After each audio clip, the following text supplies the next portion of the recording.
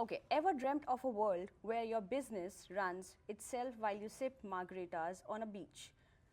Well, our guest today might not promise you margaritas, but he can definitely help with the self-running business part. Sanjeev Jain isn't just an MBA from IIFT New Delhi. He's a serial entrepreneur, a title he's earned not once, not twice, but 7 times. He's a tech enthusiast, a network guru, a cybersecurity whiz, and now he's on a mission to automate Indian businesses into the Fortune 500.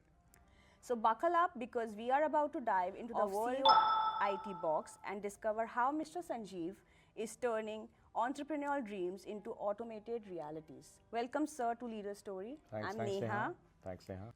So let's start, sir. Yeah, thank you so much for having me. Welcome. CEOITBOX is revolutionizing business operations. So what's that moment when it sparked your vision for streamlining processes and automating companies?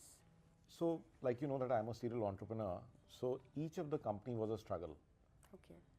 Every time there were so many issues and we were like practically reinventing the wheel in every company. So exactly the same issue is there with all the entrepreneurs. So they are very good in the area of passion. Like someone is good with food, but then handling the operations of a restaurant. Then someone is very good in design, right? But then handling sales, right? And I thought that, you know, maybe if there is a way, how do the big corporations do it? And all these big corporations, so they are using technology to make systems and using those systems to run their operations and scale them to any size. So that is where I thought that maybe if this technology becomes available to small and medium enterprises, then probably we can also get maybe Fortune 500 companies out of India. So my next question, your clients see transformative results in just 3 months. Share a standout story where your rapid methodology turned the tide for a business. So actually it's a very tough question because there is just so many of them. So, but okay, let me talk about Highborn. So Highborn is an elevator company. So we have the owner Ratan Sehgal and very, very fast moving, very nice, very nice company. They've got amazing designs of elevators. Okay. So they create luxury elevators and, they had big plans. They wanted to, spread across India and capture the entire market. But the owner could not get out of operations. And he was always stuck and he came to a point where he said that if I'm going to increase this business further, there is no way that I can go further the way we are doing it right now. So then we took the entire digital transformation initiative and each and every part of their business was automated. Now being present just in New Delhi, now they're spread across 20 cities. In fact, I think the revenues must have grown already 5 times. And Ratan is now planning to actually create a base in Dubai to handle the entire Middle East. Wow, that's incredible. And this is just one of the stories. So we have got similar, we got thousands of stories like this. And you are helping many of them like that. Absolutely. Okay, how does organizing the largest AI summit for entrepreneurs and leaders align with your vision and mission? So you understand that all business growth is because of technology. Any top company in any field will always be a tech leader also. And the biggest technology that is available to us right now is AI. Right. In fact, our Prime Minister Modi Yes. also was co-chairing the AI summit happening in France. So this is one of the most transformative technologies that has come and the most powerful one. But there is too much jargon. Okay, there are too many tools, there are too many talks going about, but the entrepreneurs are absolutely at a loss to understand exactly how they should go about and use it practically to solve their real business challenges. So that is why we organize this AI summit to actually guide them, give them a roadmap that exactly how AI has to be used right from strategy and operations to marketing, sales, to getting their dashboards for finances, to again reimagining their business model. So this is a completely different summit and a completely non-technical and completely practical one. I'm sure it's going to add a great value to all the people who are attending it here today. Surely it will. Now we'll move to the next segment, which is Mind of a Leader. My first question for that. With an MBA from IIFT and a track record running 7 diverse businesses, how have your varied experiences shaped the ethos and services at CEOITBOX?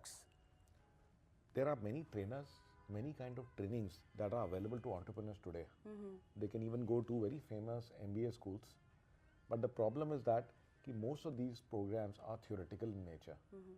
So when you come back after the training and you want to implement anything, you will run up against many roadblocks. Right. Being an entrepreneur, I have had experience in manufacturing in our company Delta Exports, that's one of the biggest in the world for manufacturing fragrance products.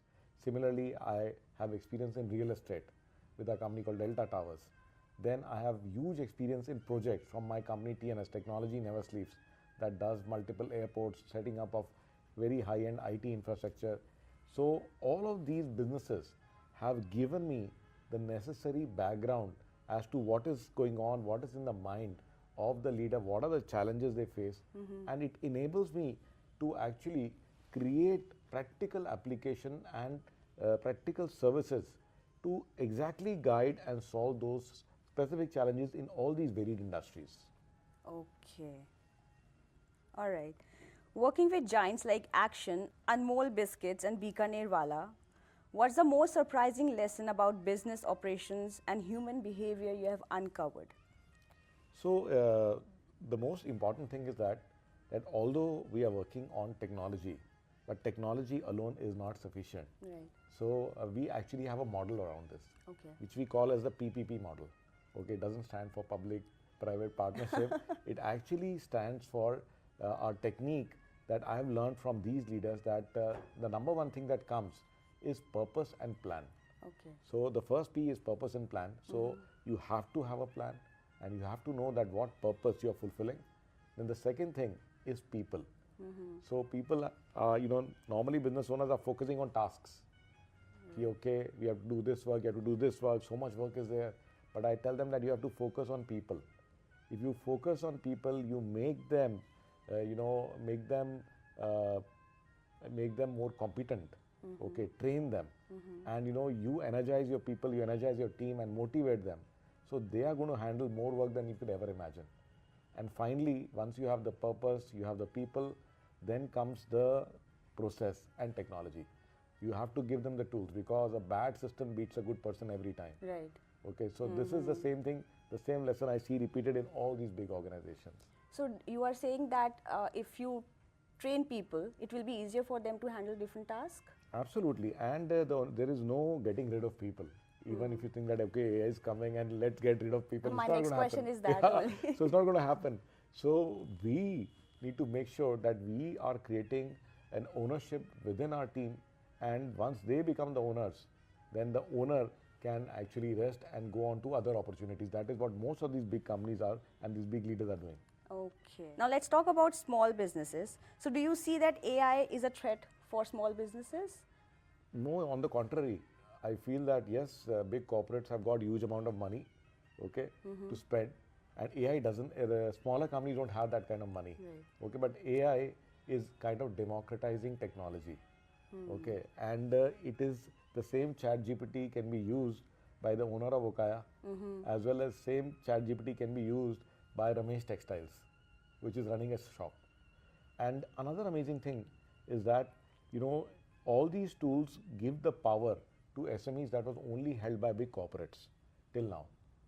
So they could make big videos, they could create big websites, they could automate their customer operations. But the smaller organizations using the AI tools can develop their own software. Yes. They can develop their own websites. They can completely automate their operations without spending a penny.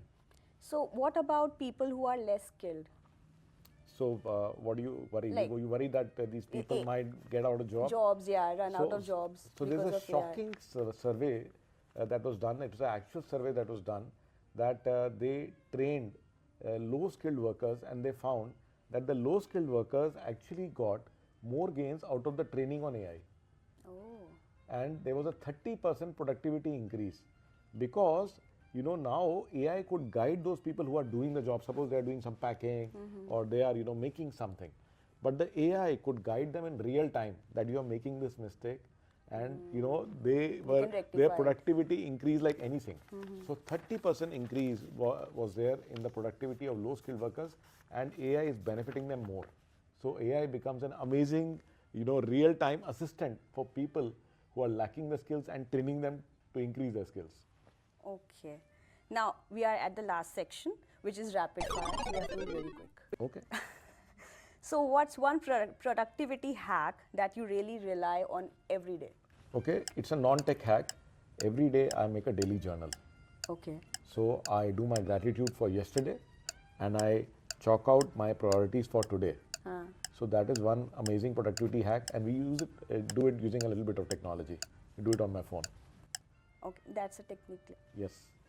Okay, which tech gadget or tool can you not live without?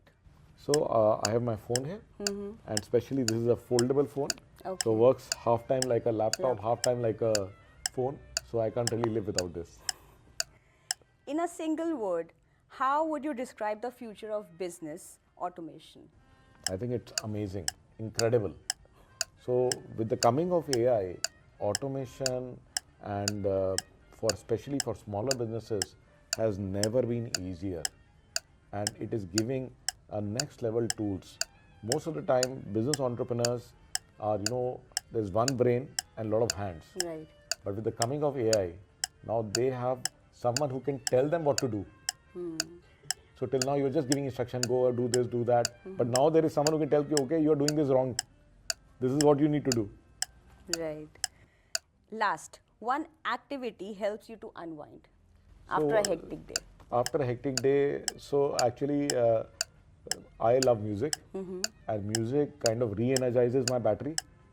So music is where, you know, I recharge. So what kind of music? Slow, fast? So I have varied tastes, so not specific. And the amazing thing is that now with help of AI, I'm able to create my own music. Oh. So I use an app called Suno, and now really enjoying it. That I never had these skills before, and I'm able to actually create any kind of music that I want. You can turn into a musician also. Absolutely, absolutely. So if you have time, I can play those for you.